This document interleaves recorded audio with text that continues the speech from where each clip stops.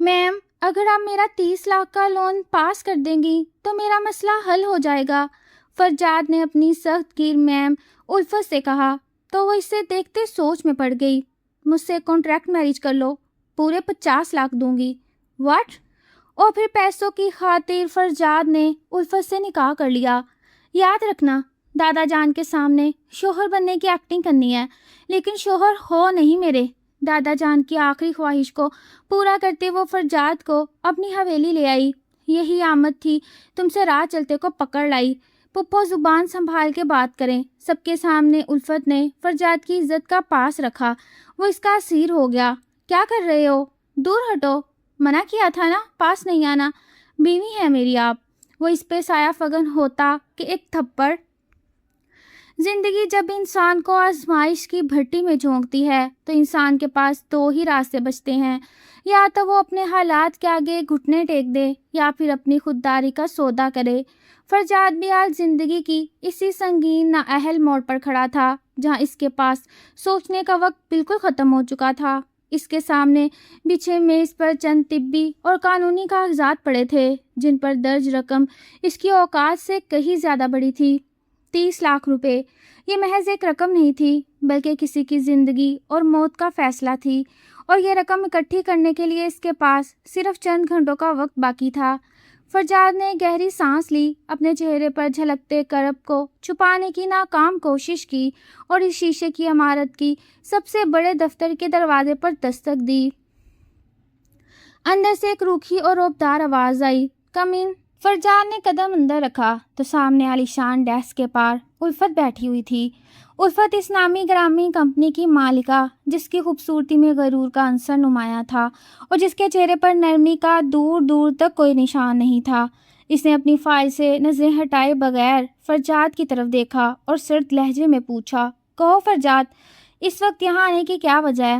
فرجاد نے اپنے خوش ہوتے حلق کو تر کیا، اپنے ہاتھوں کی کانپتی انگلیاں آپس میں بھینچیں اور بولا، میم مجھے آپ سے بہت بڑی مدد چاہیے۔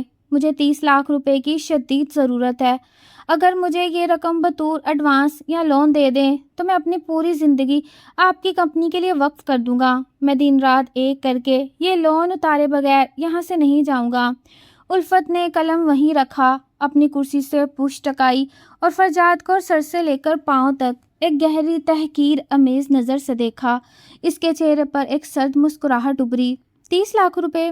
فرجاد، تم ایک عام امپلائی ہو اور تمہاری ماہانہ تنخواہ کے حساب سے اس رقم کی واپسی میں تمہاری آدھی عمر گزر جائے گی۔ میں کوئی خیراتی ادارہ نہیں چلا رہی کہ اتنی بڑی رقم کسی کو یوں ہی اٹھا کر دے دوں۔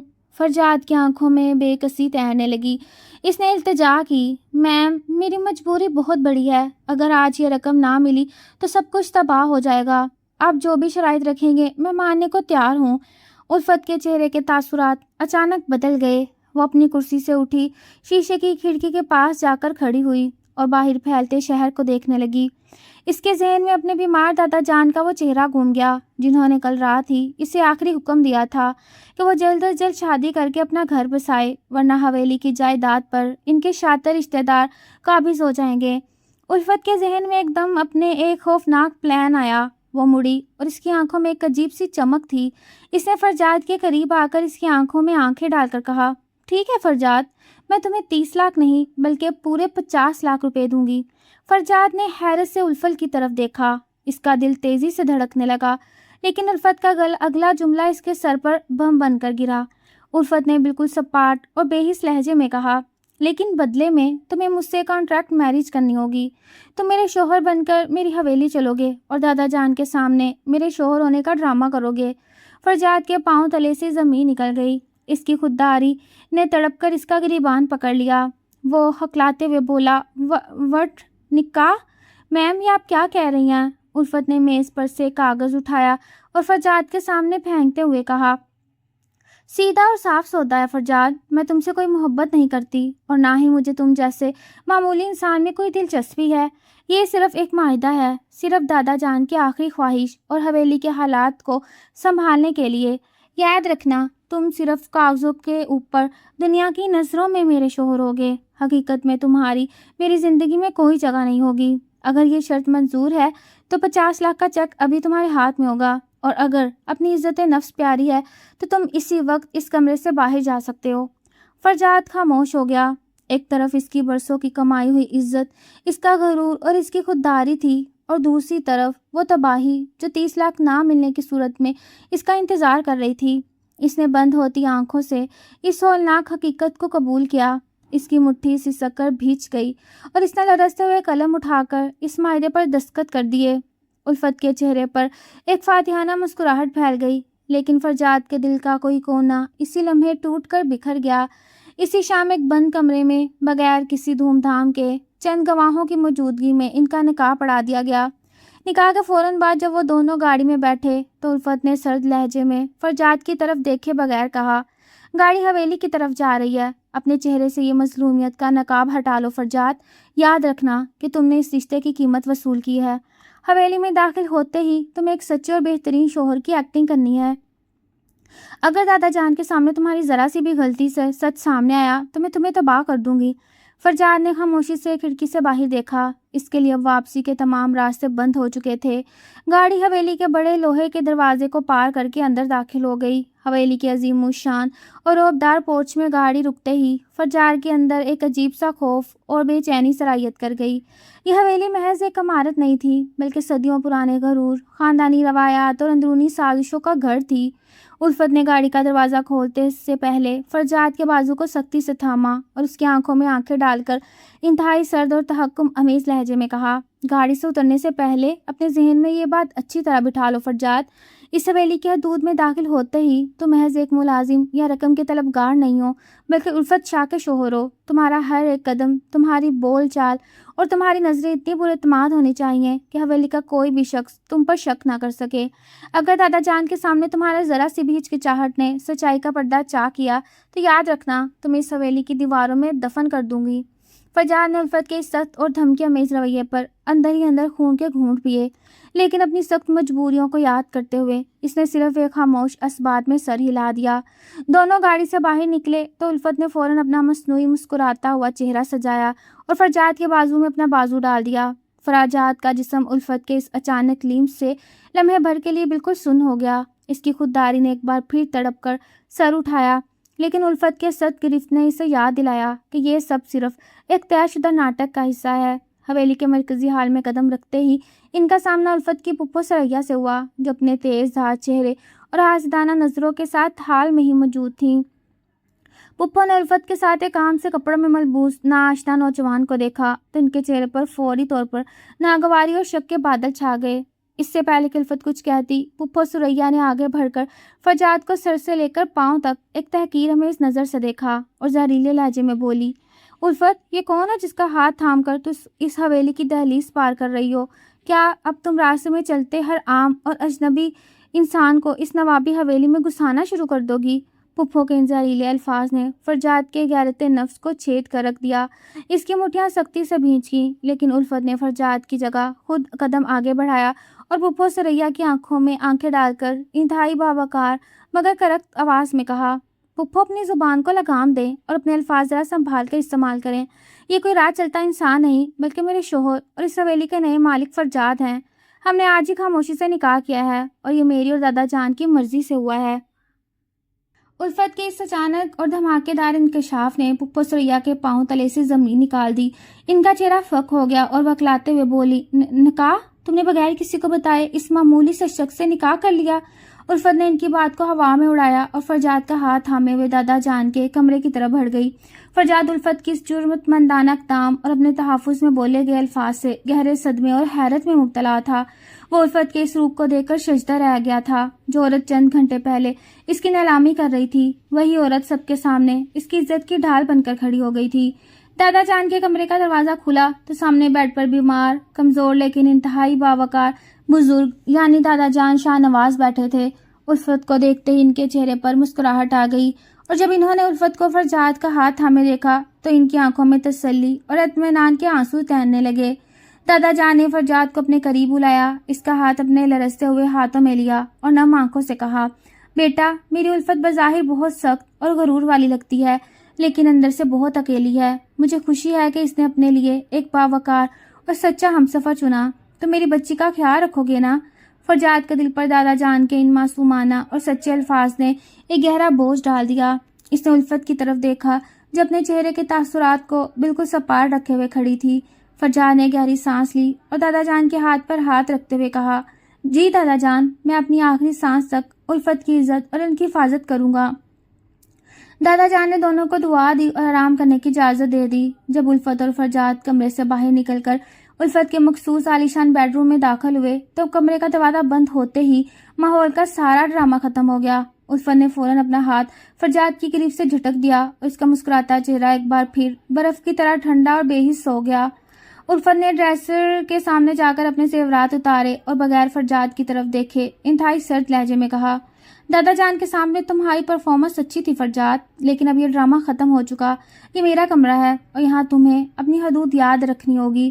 تم اس صوفے پر سو گے اور خبردار جو تم نے میری ذاتی زندگی یا اس کمرے کی کسی چیز پر اپنا حق جتانے کی کوشش کی، تمہاری حیثیت صرف اس کاغذ کے ٹکڑے پر لکھے 30 لاکھ کی ہے، اس سے زیادہ کچھ نہیں۔ فرجاد خاموشی سے الفت کے سخت اور تلخ رویے کو دیکھتا رہا۔ اس کا دل اندر سے تار تار ہو چکا تھا، لیکن اس نے کوئی جواب نہیں دیا۔ اس نے اپنا معمولی سا بیگ اٹھایا، صوفے کی طرف بڑھا اور خاموشی سے لیٹ گیا۔ کمرے کی بتی بجھ گئی، لیکن تاریکی میں الفت کے تلخ جملے فرجاد کے ذہن میں گونجتے رہے۔ فرجاد نے اپنی آنکھیں بند کی اور سوچنے لگا۔ رقم کی مجبوری نے اسے کس آگ کے سمندر میں دھکیل دیا جہاں عزت اور سچائی کا کوئی نام و نشان نہیں تھا، بلکہ صرف ایک سودا اور کاغذ کا رشتہ تھا۔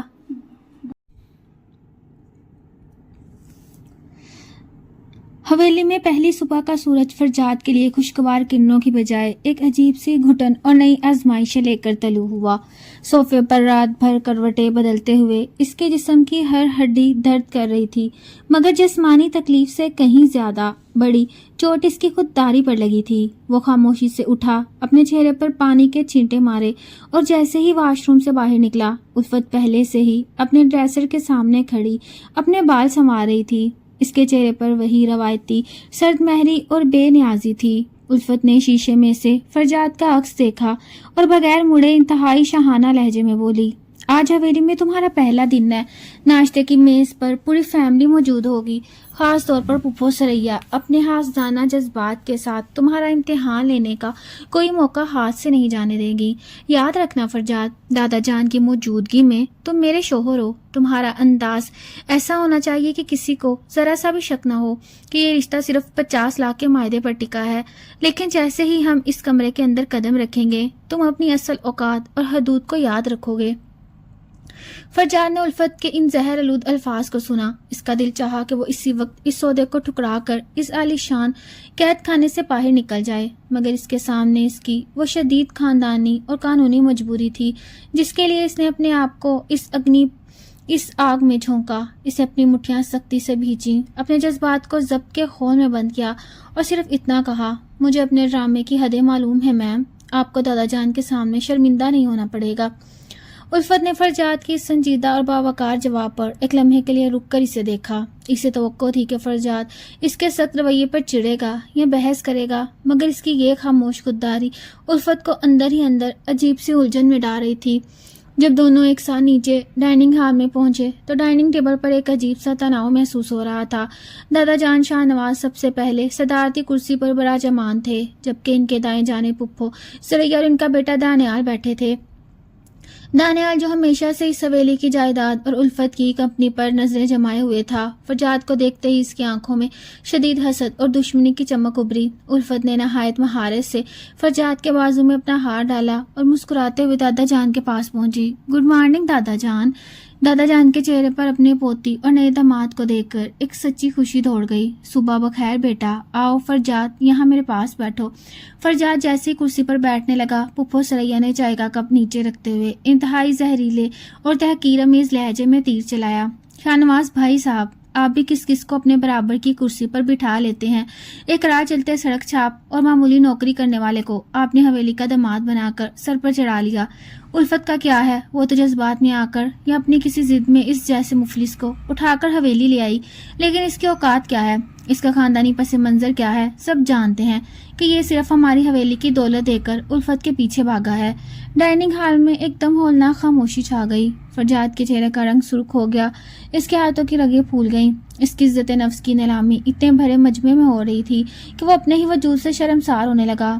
دادا جان کو شدید غصہ آیا اور وہ بولنے ہی والے تھے کہ الفت اچانک اپنی کرسی سے اٹھی۔ اس کا چہرہ غصے سے سرخ ہو رہا تھا اور اس کی آنکھوں میں ایک شدید جلال تھا۔ الفت نے اپنے دائیں ہاتھ سے ڈائننگ ٹیبل پر زور سے ہاتھ مارا اور پھپھو سریا کی آنکھوں میں آنکھیں گاڑ کر چنگاڑی۔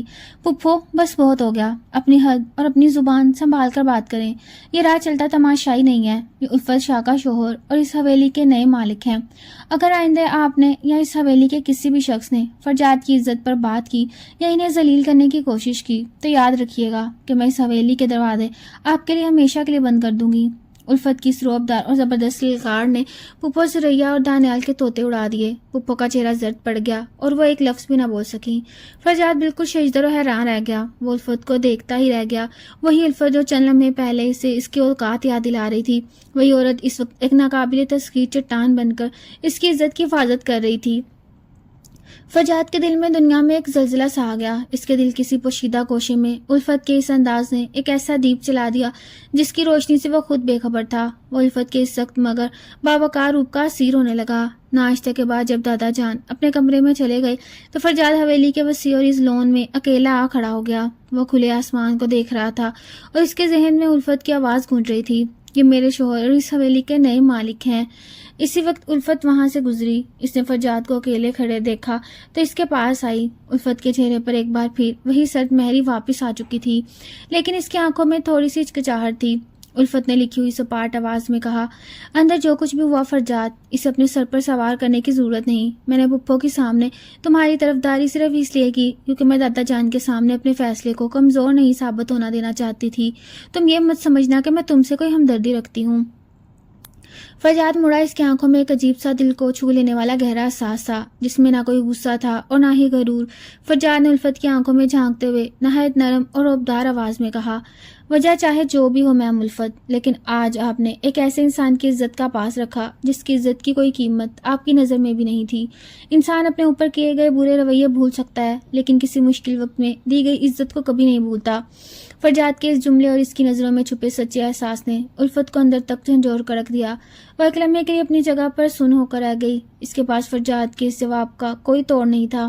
فرجاد بغیر کچھ اور کہے وہاں سے آگے بڑھ گیا، جبکہ الفت خاموشی سے اسے دور جاتے دیکھتی رہی اور اس کے دل میں ایک نامعلوم سی بے چینی کی پہلی کرن نے جنم لیا تھا۔ حویلی میں دن گزرنے کے ساتھ ساتھ فرجاد کے لیے حالات مزید پیچیدہ اور جذباتی آزمائشوں سے بھرپور ہوتے جا رہے تھے۔ دادا جان کی گرتی ہوئی صحت اور ان کی دل تسلی کے لیے الفت اور فرجاد کو حویلی کے دیگر افراد کے سامنے ایک خوشحال اور محبت کرنے والے جوڑے کی طرح پیش آنا پڑتا تھا۔ دادا جان نے فرجاد کی سادگی، اس کے باوقار انداز اور سچی تربیت سے اتنے متاثر تھے کہ وہ گھنٹوں اس کے ساتھ باتیں کرتے اور اسے اپنے پوتے کی طرح عزیز رکھتے۔ فرجاد بھی بغیر کسی بناوٹ کے دادا جان کی ایسی دیکھ بھال کرتا جیسے وہ اس کے لیے بزرگ ہوں۔ الفت اکثر دور سے کھڑی فرجاد کو اپنے دادا جان کی خدمت کرتے دیکھتی تو اس کے سخت اور مغرور دل پر ایک عجیب سے توڑی لگتی۔ وہ سوچنے پر مجبور ہو جاتی، جو شخص 50 لاکھ کے بدلے اس کے سامنے جھکا، اس کے اندر اتنی خلوص اور ہمدردی کہاں سے آئی؟ مگر پھر وہ فوراً اپنے ماضی کے تلخ تجربات اور متضاد سے ملی نفرت کے خور میں واپس چلی جاتی۔ رات کو جب دونوں کمرے کا دروازہ بند کرتے تو تمام تر ڈرامہ توڑ جاتا۔ فرجاد خاموشی سے اپنے صوفے پر چلا جاتا اور الفت اپنے شاہانہ بیڈ پر۔ الفت فرجاد پر مسلسل اپنا رعب قائم رکھنے کی کوشش کرتی اور بات بات پر اسے کسی حیثیت اور کانٹریکٹ یاد دلاتی، مگر فرجاد کی خاموشی اور اس کی نظروں میں موجود ایک اندیکھا احترام الفت کے غرور کو اندر ہی اندر پگھلا رہا تھا۔ ایک شام جب حویلی میں ایک چھوٹا سا خاندانی فنکشن رکھا گیا تو دادا جان کے کہنے پر الفت کو فرجاد کے ساتھ تیار ہو کر نیچے آنا پڑا۔ الفت نے جب فرجاد کو سوٹ میں ملبوس دیکھا تو ایک لمحے کے لیے اس کی سانسیں تھم گئیں۔ فرجاد کی شخصیت میں بلا کا وقار اور سنجیدگی تھی، جبکہ فرجاد جب الفت کی طرف دیکھتا تو اس کا دل اس کے حسن اور اس کی مغرور آنکھوں کا اور بھی شدید اسیر ہو جاتا۔ تقریباً پھپھو سریا اور دانیال نے کئی بار فرجاد کو نیچا دکھانے کے در پردہ کوشش کی، لیکن فرجاد نے اپنی ذہانت اور شائستہ گفتگو سے نہ صرف ہر سوال کا باوقار جواب دیا بلکہ وہاں موجود تمام معزز مہمانوں کے دل بھی جیت لیے۔ الفت نے جب اپنے کاروباری شراکت داروں کو فرجاد کی تعریفیں کرتے سنا تو اس کا سینہ فخر سے پھول گیا، مگر جیسے ہی فنکشن ختم ہوا اور وہ دونوں اپنے کمرے میں لوٹے، الفت کے اندر کی خود غرضی نے پھر سر اٹھایا۔ اس نے فجاد سے رخ موڑتے ہوئے تلخی سے کہا، تم نے آج تقریب میں کچھ زیادہ ہی ڈرامہ کر کے لوگوں کو متاثر کرنے کی کوشش کی فجاد۔ کہیں تم سچ میں اپنے آپ کو اس حویلی کا سچا داماد تو نہیں سمجھنے لگے؟ فجاد جو اب تک خاموشی سے یہ سب سہتا آ رہا تھا، الفت کے پاس آیا اور اس کی آنکھوں میں گہرائی سے دیکھتے ہوئے بولا، میں اپنی حدود اچھی طرح جانتا ہوں میم الفت، لیکن انسان جب کسی کے لیے عزت محسوس کرنے لگے تو وہ ڈرامہ نہیں ہوتا، سچائی ہوتی ہے۔ فجاد کے یکایک اعتراف اور اس کی آنکھوں کی تپش نے الفت کو اندر تک ہلا دیا۔ اس کی زبان جیسے گنگ ہو گئی اور فجاد بغیر کچھ اور کہے صوفے پر جا کر لیٹ گیا، جبکہ الفت رات بھر جا کر صرف اس کے کہے گئے الفاظ اور اس کی سحر انگیز نظروں کے بارے میں سوچتی رہی۔ دن گزرتے جا رہے تھے اور فجاد کے دل میں الفت کے لیے چھپا جذبہ اب محض احترام نہیں بلکہ ایک سچی، گہری اور تڑپا دینے والی محبت کا روپ دھار چکا تھا۔ الفت ہر لمحہ اس کے سامنے ہونا، اس کا اپنی عزت کے لیے پپھوں سے لڑ جانا اور اس کی خوبصورتی فجاد کے حواس پر مکمل طور پر چھا چکی تھی۔ وہ الفت کے تلک سے تلک جملے کو بھی مسکرا کر برداشت کر لیتا، کیونکہ وہ اس کے مغرور روپ کے پیچھے ایک اکیلی اور زخمی عورت کو دیکھ چکا تھا۔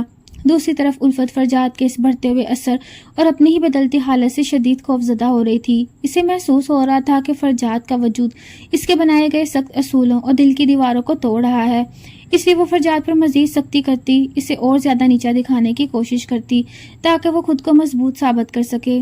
ایک رات حویلی میں شدید طوفانی بارش ہو رہی تھی، بجلی بار بار کڑک رہی تھی اور ماحول میں ایک عجیب سا سحر اور جذباتی تناؤ تھا۔ الفت اپنے بیڈ پر بیٹھی فائلیں دیکھ رہی تھی کہ اچانک حویلی کی لائٹ چلی گئی اور پورا کمرہ گہرے اندھیرے میں ڈوب گیا۔ الفت کو بچپن سے ہی اندھیرے میں ایک شدید قسم کا خوف تھا۔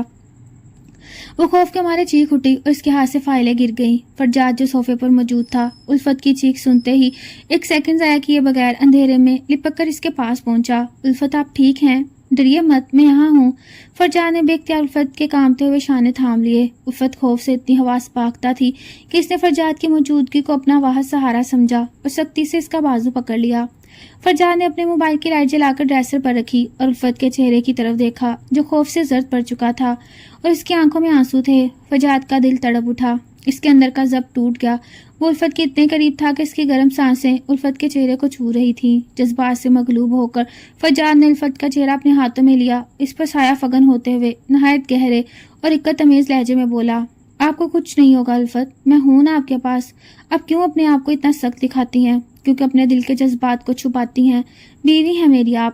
فجاد کے منہ سے نکلے ان الفاظ اور ان کی نزدیکی نے الفت کے اندر کے سوئے ہوئے کھول کو دھماکے سے توڑ دیا۔ ایک لمحے کے لیے تو الفت فجاد کی آنکھوں میں ڈوب گئی، لیکن اگلے ہی سیکنڈ اس کے ذہن میں اپنے ماضی کا وہ خوفناک دھوکہ اور 50 لاکھ کے معاہدے کے کاغذات گھوم گئے۔ اس کے اندر ایک دم غصے اور خوف کا لاوا پھٹ پڑا۔ الفت نے پوری طاقت سے فجاد کو پیچھے دھکیلا اور اپنے دائیں ہاتھ کا ایک زوردار گونجتا ہوا تھپڑ فجاد کے چہرے پر دے مارا۔ تھپڑ کی آواز اس سنسان کمرے میں بجلی کی کڑک سے بھی زیادہ خوفناک ثابت ہوئی۔ فجاد کا چہرہ ایک طرف ڈھلک گیا، اس کے گال پر سرخ نشان چھپ گیا اور اس کی آنکھیں حیرت اور شدید دکھ سے پھیل گئیں۔ الفت غصے سے کانپتے ہوئے چنگاڑی، کیا کر رہے ہو تم؟ دور ہٹو مجھ سے، منع کیا تھا نا تمہیں کہ میرے پاس نہیں آنا۔ تم بھول گئے کہ تم کون ہو؟ تم نے پیسے لیے ہیں فجاد، پورے 50 لاکھ روپے لے کر خریدا ہے میں نے تمہیں۔ یہ رشتہ صرف دادا جان کے سامنے ایک ایکٹنگ اور ڈرامہ ہے۔ اپنی حدود اور اپنی اوقات یاد رکھو، تم میرے شوہر نہیں ہو اور نہ کبھی بن سکتے ہو۔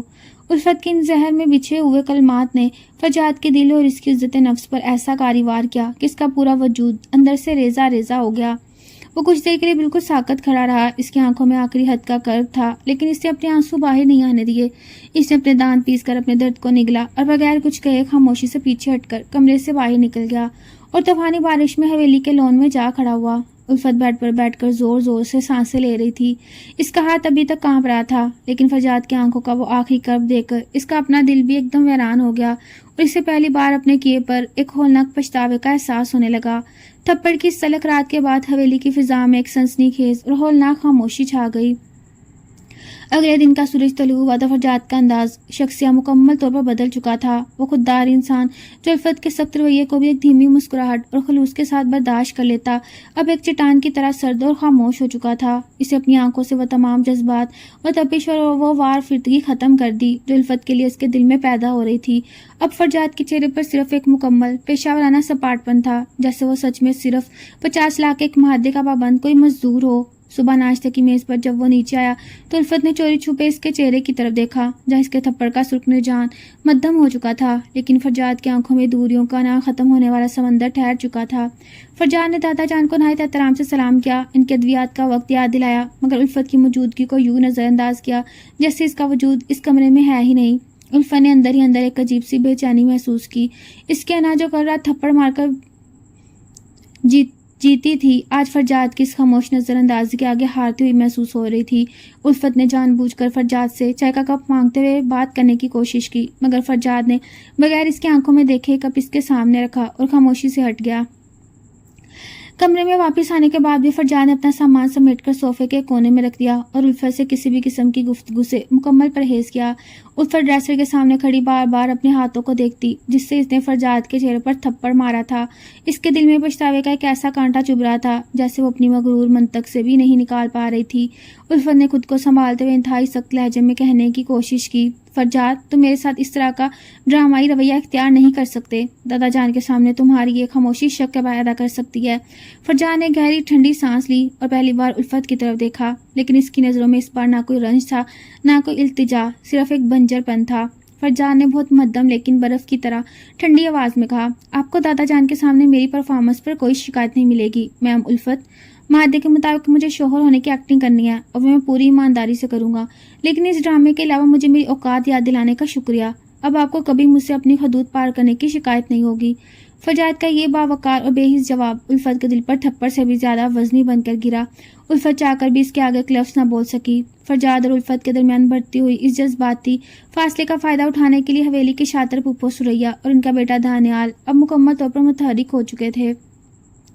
پھپھو سریا کو شروعات سے اس اچانک نکاح پر شدید شک تھا اور ان کی تیز نظروں نے یہ بات بھی بھانپ لی کہ دونوں کے درمیان کوئی روایتی میاں بیوی والا تعلق نہیں بلکہ ایک پراسرار تناؤ قائم ہے۔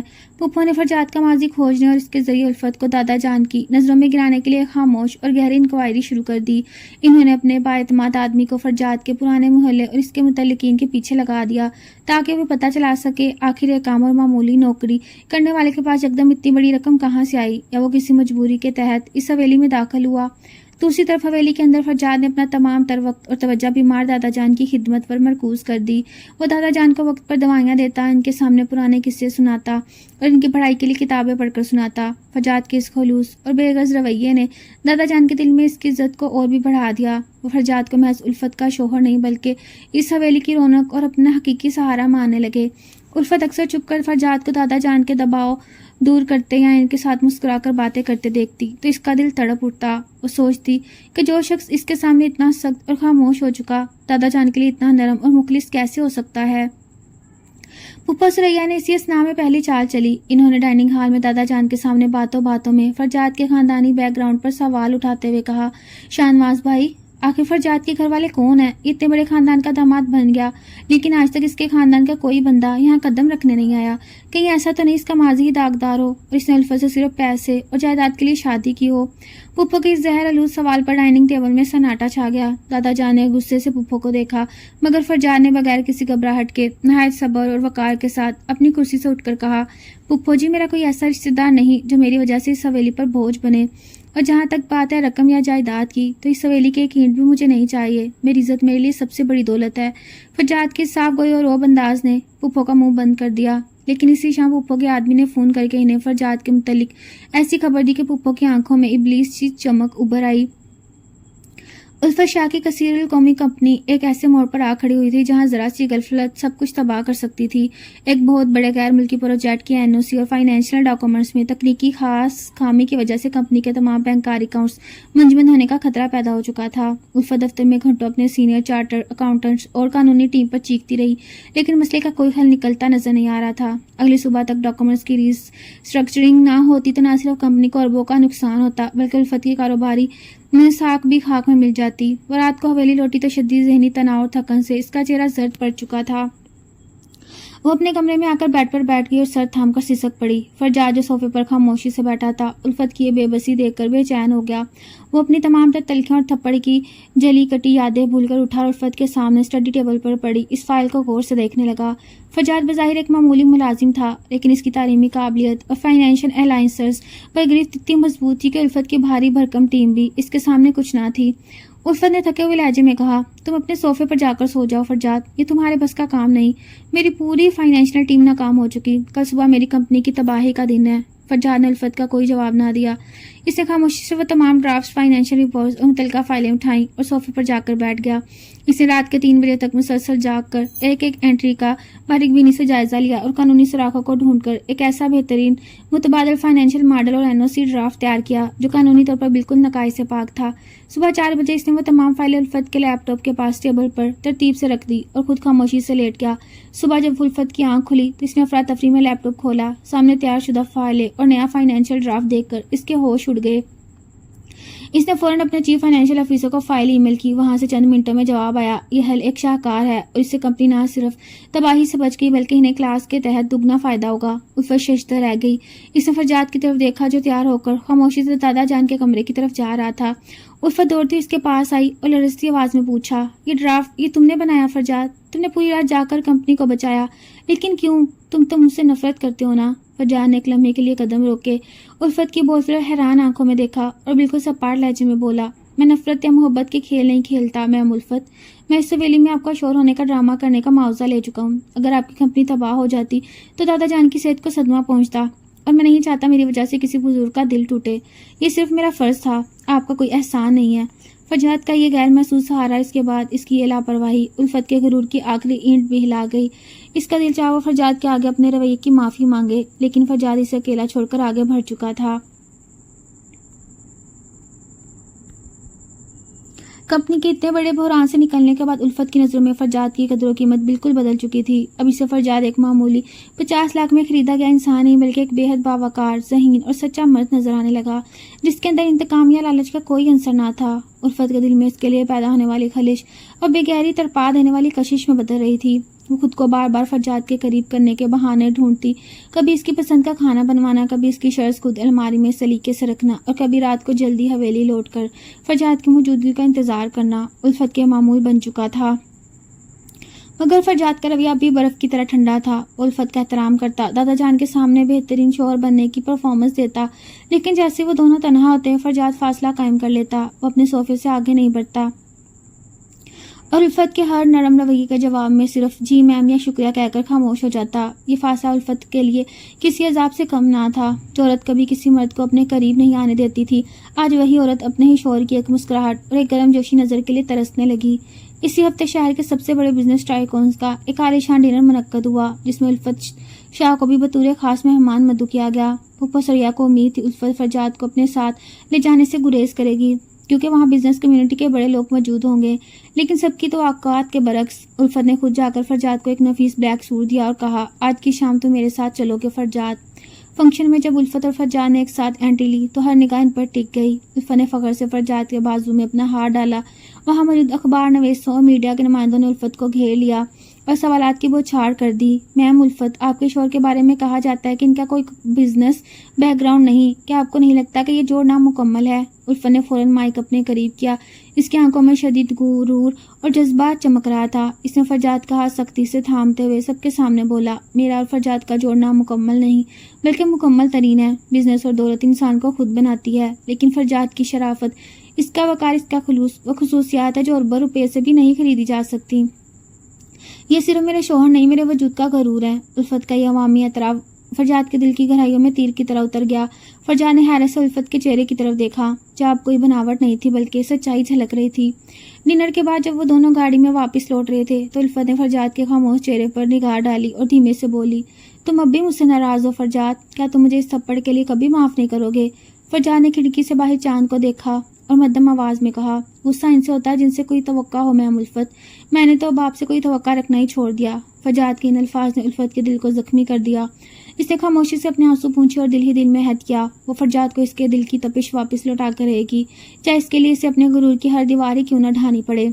हवेली के बज़ाहिर पुरसुकून माहौल में पुप्पो सरैया का बिछाया हुआ जाला पूरी तरह तैयार हो चुका था। पुप्पो के आदमी ने इस पूरी सरार 30 लाख की रकम की असलियत पर से पर्दा उठा दिया और इनके हाथ फरजाद के पुराने अकाउंट की वो ट्रांजैक्शन हिस्ट्री लग चुकी थी जिसमें उल्फत शाह के पर्सनल अकाउंट से 50 लाख रुपए की रकम फरजाद के अकाउंट में मुंतकिल हुई थी और फिर चंद ही घंटों के अंदर इसमें से 30 लाख रुपए के अस्पताल और कर्ज के ख्वाहों के अकाउंट में भेजे गए। पुप्पो सरैया और दानियाल के लिए सबूत किसी बम से कम नहीं था। वो जानते थे अगर ये बात दादा जान के सामने आई, उल्फत ने अपने दादा की पसंद को पूरा करने और शादी के ड्रामे के लिए एक मामूली इंसान को 50 लाख में खरीदा तो दादा जान का दिल टूट जाएगा और वो उल्फत को अपनी तमाम जायदाद और वलीअहद की हैसियत से आग कर देंगे।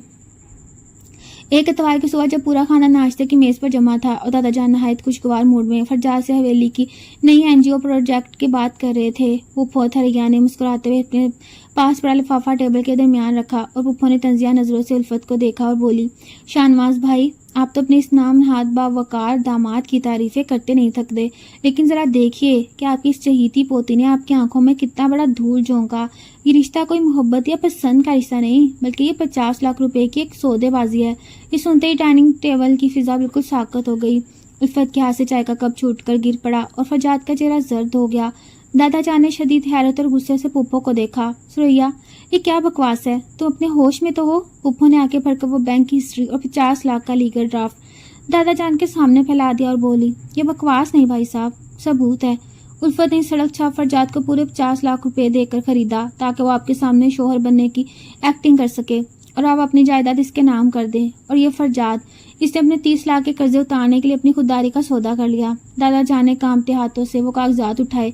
इनकी आंखों में शदीद सदमे के आंसू तैर गए।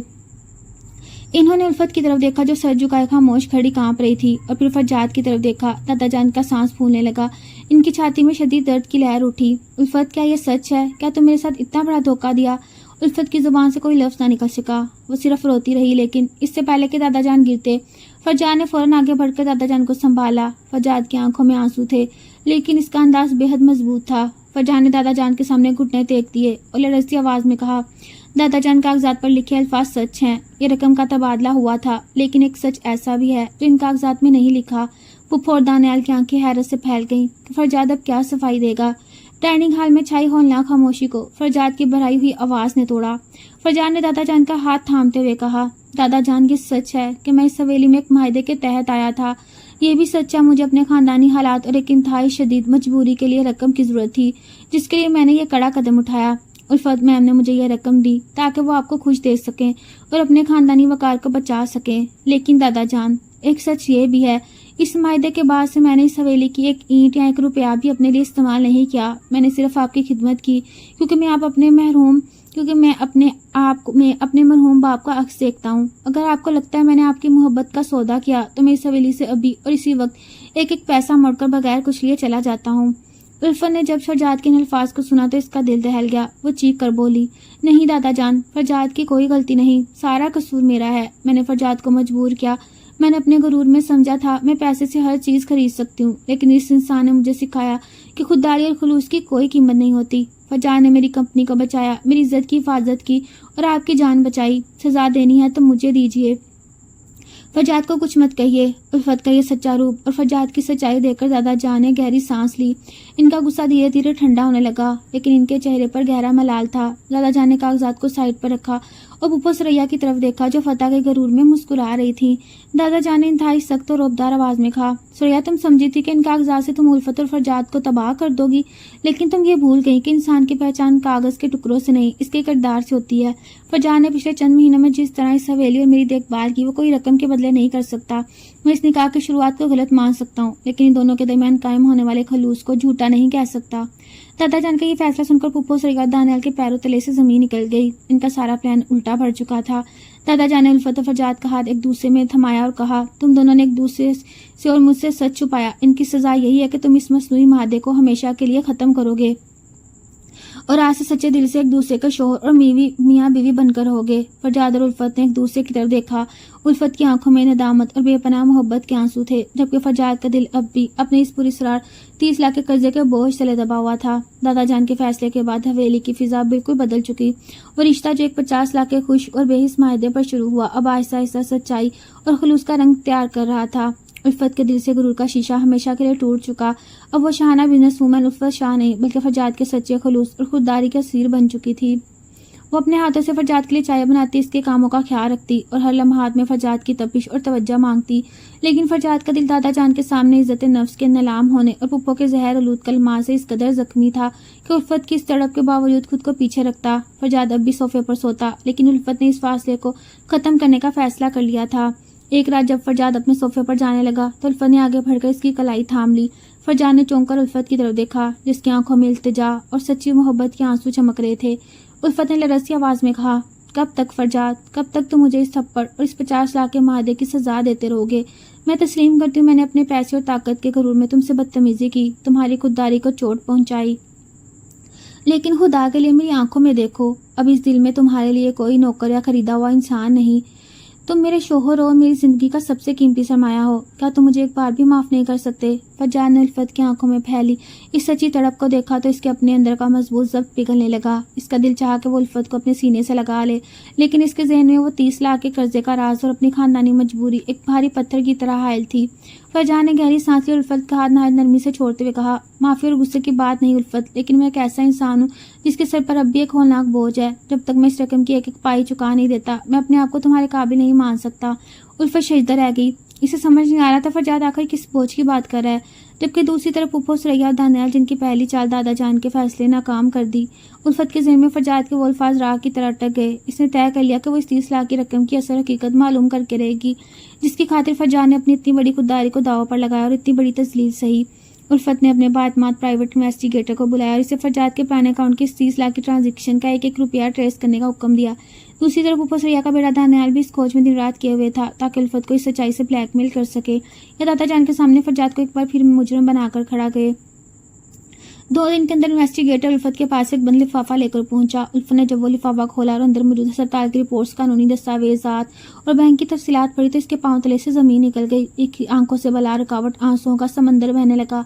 इसका दिल शिद्दत नदामत से फटने लगा। इस 30 लाख की रकम से फरजाद ने कोई अयाशी नहीं की थी, ना ही अपने की कोई जायदाद बनाई थी, बल्कि इस रकम से फरजाद ने अपने मरहूम दोस्त की यतीम बेवा और इसकी कैंसर की आखिरी स्टेज पर मौजूद छोटी बेटी के अस्पताल के तमाम अखराजात और इनके सर पर मौजूद एक जालिम सेठ का कर्जा अदा किया था। फरजाद ने इस मासूम बच्ची की जान बचाने और एक बेसहारा खानदान की इज्जत की हिफाजत के अपनी इज्जत नफ्स को 50 लाख के मायदे में बेच दिया।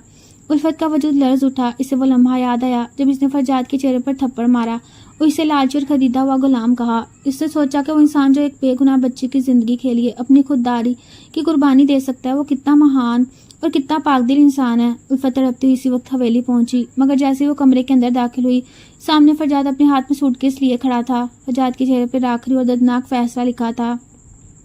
उल्फत ने आवाज भागता होकर पूछा, फरजाद ये सामान तुम कहाँ जा रहे हो? फरजाद ने नहायत बावकार और धीमी आवाज में कहा, मेरा वक्त पूरा हो गया उल्फत, दादा जान की सेहत अब बिल्कुल ठीक है। मैंने अपने तौर पर कंपनी की प्राइम ड्राफ्टिंग भी पूरी कर दी। मैंने आपसे जो 50 लाख लिए थे, इसमें से बचे हुए 20 लाख मैंने आपके अकाउंट में वापस ट्रांसफर कर दिए और बाकी के 30 लाख मैंने अपने गाँव के बावजदादी जमीन का सौदा कर दिया।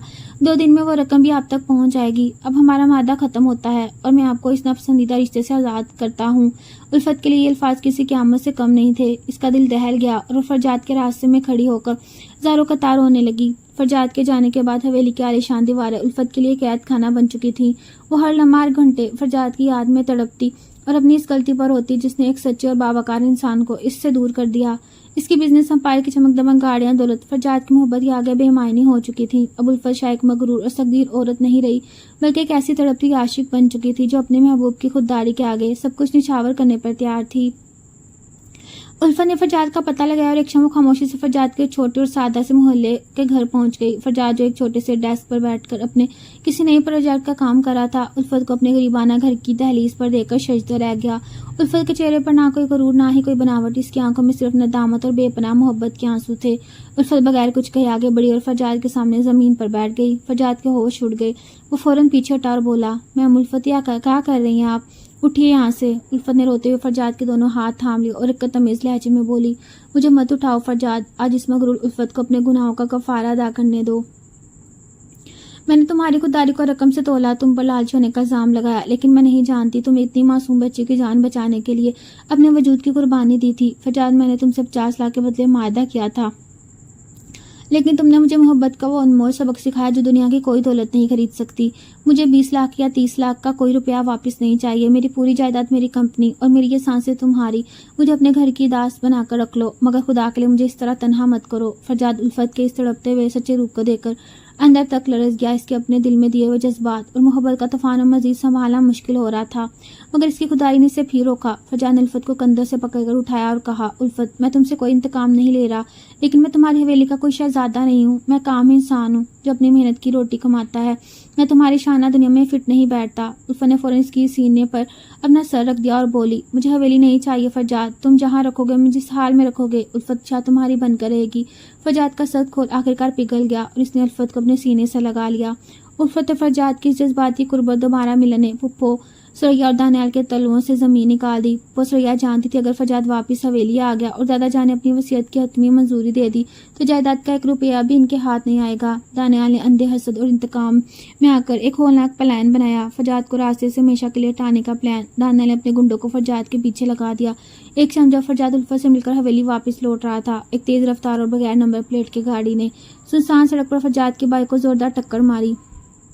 फरजाद हवा में उछलता हुआ दूर जा गिरा। उसका सर सड़क के डिवाइडर से जा टकराया। खून का फवारा छूट निकला और फरजाद बेहोश होकर जमीन पर सड़क पर तड़पने लगा। दानियाल दूर से ये मंजर देखकर हबीस मुस्कुराहट के साथ वहां से फरार हो गया। कुछ ही देर में जब पुलिस और एम्बुलेंस ने फरजाद को खून में लथपथ अस्पताल पहुंचाया तो इसके फोन से उल्फत को कॉल की गई। उल्फत जो हवेली में फरजाद का इंतजार कर रही थी, खबर सुनते इसके पैरों तले से जमीन निकल गई। वो पागलों की तरह रोती दादा जान को साथ लिया अस्पताल भागी। अस्पताल के आईसीयू के बाहर उल्फत का रो कर बुरा हाल था। इसके कपड़ों पर फरजाद का खून लगा हुआ था और वो बार बार अस्पताल के फर्श पर गिरकर खुदा से फरजाद की जिंदगी की भीख मांग रही थी। डॉक्टर ने ऑपरेशन थिएटर से बाहर आकर बताया फरजाद की हालत ही नाजुक है। अगले 24 घंटे इसकी जिंदगी और मौत के दरमियान जंग साबित होंगे। इसी असना में पुलिस को हादसे की जगह से गाड़ी की टूटी हुई नंबर प्लेट और कुछ सीसीटीवी फुटेज मिली। उल्फत जो गुस्से और सदमे से पागल हो रही थी, जब पुलिस के साथ फुटेज देखी तो इसमें दानियाल की गाड़ी का अक्स वाज़ेह नजर आ गया। उल्फत की आंखों में अब महज गम नहीं बल्कि खूनख्वार जलाल उतर आया। वो अकेली अस्पताल से निकलकर सीधी हवेली पहुंची जहाँ पुप्पो सुरैया और दानियाल अंदर ही अंदर अपनी कामयाबी का जश्न मना रहे थे। उल्फत ने हवेली की डाइनिंग हॉल में जाकर दानियाल का गिरबान पकड़ा। उसके चेहरे पर एक बाद एक किसी जोरदार थप्पड़ मारा। पुप्पो सुरैया चीखी, ये क्या बदतमीजी है उल्फत। उल्फत ने अपने पर्दे के पीछे छुपी तमाम पुलिस फोर्स को अंदर बुलाया और दानियाल की तरफ इशारा करते हुए चंगाड़ी, इस कातिल को गिरफ्तार करो, इसने मेरे शोर को जान से मारने की कोशिश की। पुप्पो और दानियाल की रंग जर्द पड़ गए। दानियाल को पुलिस हथकड़ियां लगाकर घसीटती हुई ले गई। आईसीयू के बाहर की फिजा इतनी भारी और दर्दनाक थी कि वहां हर लम्हात उल्फत के लिए क़यामत बनकर गुजर रहा था। शीशे के इस पार फरजाद जिंदगी और मौत की आखिरी जंग लड़ रहा था। इसके जिस्म पर लगे बेशुमार बैंडेजेस, ऑक्सीजन मास्क और दिल की धड़कन बताने वाले मॉनिटर की पीप पीप करती आवाज़ें उल्फत के दिल को छलनी कर रही थी। उल्फत ने अस्पताल की ठंडी जमीन पर बैठकर दादा जान के घुटनों को थाम कर अपने आंसुओं का नजराना पेश किया और बार बार खुदा से इल्तिजा करती, या अल्लाह मेरी जिंदगी में बदले फरजाद की सांसें लौटा दे। मैंने इस बावकार इंसान को बहुत दुख दिए, जिसका कफारा अदा करने का मौका दे। दादा जान जो खुद सदमे से निढाल थे उल्फत के सर पर हाथ रखते हुए बोले, हौसला रखो बेटा, जिस इंसान के साथ तुम्हारी सच्ची मोहब्बत और हजारों बेकसों की दुआएं हों, इसकी सांसें इतनी आसानी से नहीं टूट सकती। इसी स्नान में आईसीयू का सुरख बल्ब बुझा, सीनियर डॉक्टर बाहर निकले। उल्फत हवास भागता होकर डॉक्टर की तरफ लिपकी। डॉक्टर फरजाद कैसे हैं? बोले ना वो ठीक है। डॉक्टर ने अपने चेहरे पर फैली थकन के बाद एक इत्मीनान बख्श मुस्कुराहट के साथ कहा, मुआवजा हो गया मैम उल्फत। अगले 24 घंटे में बेहद नाजुक थे, लेकिन पेशेंट ने जबरदस्त फाइट बैक किया। इनकी नब्ज अब बिल्कुल नॉर्मल है और खतरे की बात टल चुकी। अब चंद मिनट में इनसे मिल सकती हैं। ये सुनते ही उल्फत की आंखों से शुक्राने के आंसू जारी हो गए। इसने खुदा का लाख लाख शुक्र अदा किया। थोड़ी देर बाद जब उल्फत कदम संभालते हुए कमरे के अंदर दाखिल हुई तो फरजाद ने सुस्ती से अपनी भोजल आंखें खोली। इसके चेहरे पर बेपनाह नकाहत थी, मगर जैसे इसकी नजर अपने सामने खड़ी रोती तड़पती उल्फत पर पड़ी, इसकी आंखों में वही पुरानी नरमी और गहरा एहसास उभर आया। उल्फत बगैर कुछ परवाह किए फरजाद के बैग के पास घुटनों के बल बैठ कर नहायत एहतियात से फरजाद के हाथ को अपने हाथों में लेकर अपने चेहरे से लगा लिया। उल्फत ने सिसकते हुए कहा, तुमने मुझे इतनी बड़ी सजा क्यों दी फरजाद? तुम जानते हो कि तुम्हें कुछ हो जाता तो उल्फत का वजूद भी खत्म हो जाता। फरजाद ने बेहद कमजोर मुस्कुराहट के साथ अपने अंगूठे से उल्फत का गाल पर रसता हुआ आंसू पूंछा और मध्यम बोझल आवाज में कहा, मैं तुम्हें अकेला छोड़कर कैसे जा सकता था उल्फत? अभी तो मुझे तुमसे सारी मोहब्बतें समेटनी है जो तुमने इस मगरूर रूप के पीछे छुपा रखी हैं। फरजाद के मुंह से निकले इन अल्फाज ने उल्फत के तमाम गमों को धो डाला। इसने फरजाद के हाथ पर लब रख दिए और बोली, अब हम कभी अलग नहीं होंगे, कभी नहीं।